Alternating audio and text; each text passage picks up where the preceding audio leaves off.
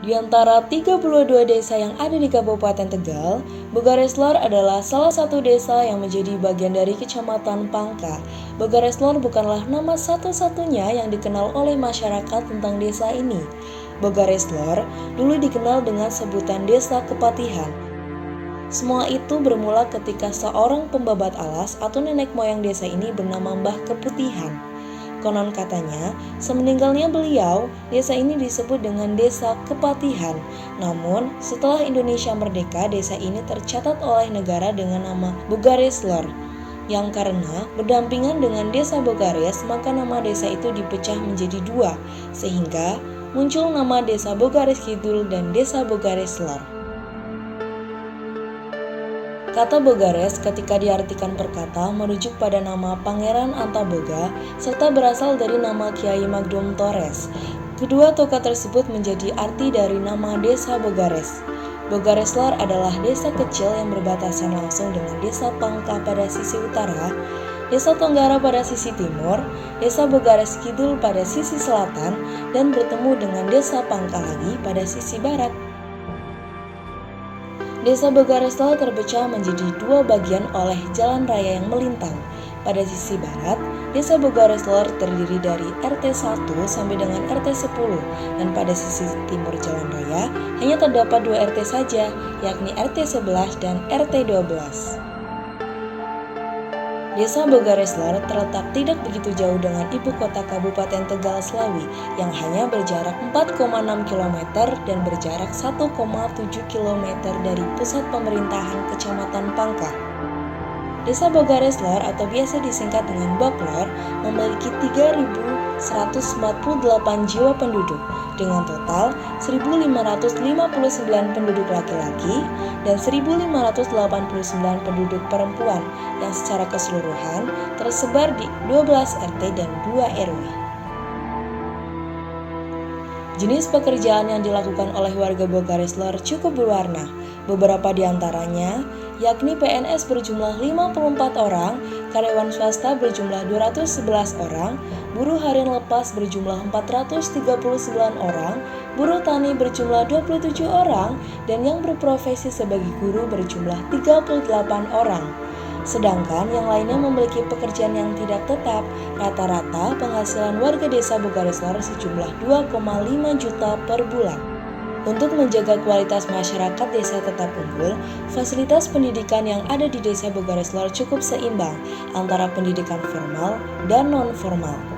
Desa Bogareslor memiliki satu sekolah dasar, satu taman kanak-kanak, satu madrasah diniyah, 3 taman pendidikan Quran, dan 1 pondok pesantren. Masyarakat desa Bogareslor mayoritas menganut kepercayaan agama Islam dengan organisasi massa Islam yang dianut yakni NU dan Muhammadiyah. Anak organisasi NU atau Badan Otonom NU di desa Bogareslor bisa dibilang sudah lengkap. Beberapa badan seperti Fatayat Muslimat, Ansor, Banser, IPNU, dan IPPNU. Organisasi-organisasi tersebut cukup untuk tetap menghidupkan nuansa keagamaan yang hangat di desa Bogareslor. Mengingat jumlah warga Bogareslor mayoritas menganut kepercayaan agama Islam, maka desa ini memiliki musala yang cukup banyak tersebar di setiap RT dan memiliki satu masjid besar yang berada di RT 5. Tak hanya itu, desa Bogareslor juga memiliki fasilitas kesehatan yang cukup menunjang kesehatan masyarakat, yakni dengan adanya bidan desa dan PKD atau Poliklinik Kesehatan Desa yang secara rutin melakukan posyandu bagi orang tua, ibu hamil, anak-anak, ataupun balita. Meskipun tidak memiliki puskesmas, akan tetapi desa Bogareslor berjarak cukup dekat dengan puskesmas Kedung Banteng yang bisa ditempuh dengan jarak 1,0 km. Selain itu, PKD Bogareslor juga memiliki bank darah desa, sehingga memudahkan warga Bogareslor jika sewaktu-waktu membutuhkan darah untuk kesehatannya.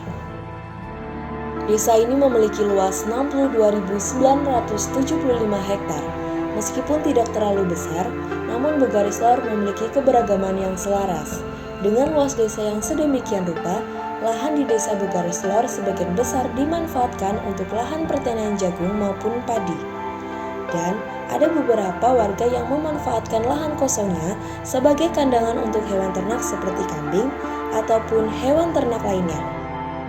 serta ada juga beberapa masyarakat yang memanfaatkan lahannya untuk membuat batu bata. Desa Bukareslar terkenal dengan masyarakatnya yang pandai dalam membuat kerajinan gipsum. Banyak masyarakat Bukareslar yang memiliki usaha gipsum di rumahnya, baik usahanya yang sudah besar ataupun yang masih rumahan. Ketika berkunjung ke desa Bukareslar, di sepanjang jalan pasti akan bertemu dengan banyak toko-toko yang menjual gipsum. Banyak juga beberapa di antara pemuda setelah lulus sekolah menengah melanjutkan kehidupannya dengan bekerja sebagai pegawai di perusahaan gipsum atau menjadi tukang pasang gipsum. Gipsum buatan masyarakat Bukareslar cukup terkenal, sehingga pekerjaan di perusahaan gipsum cukup banyak diminati oleh masyarakat desa Bukareslar. Selain itu, sebagai salah satu penghasilan tambahan bagi warga Bukareslar, beberapa di antaranya yakni memiliki usaha berniaga di rumah. Pelaku terbesar usaha mandiri yakni ibu rumah tangga dengan membuka jasa pesanan kue kering maupun basah, dan ada juga beberapa yang berjualan secara online. Selain itu, ada pula kafe kebun yang menjadi salah satu ikonik yang ada di desa Bukareslar, karena konsep kafenya yang menyatu dengan alam. Kafe yang menjadi tempat tujuan muda-mudi untuk bercengkrama dengan sahabat, keluarga maupun pasangan, kafe kebun berhasil menggait banyak pengunjung di tiap harinya. Banyak usaha yang dilakukan oleh masyarakat Bukareslar untuk ikut andil menyempurnakan dan menstabilkan perekonomian keluarga maupun perekonomian desa.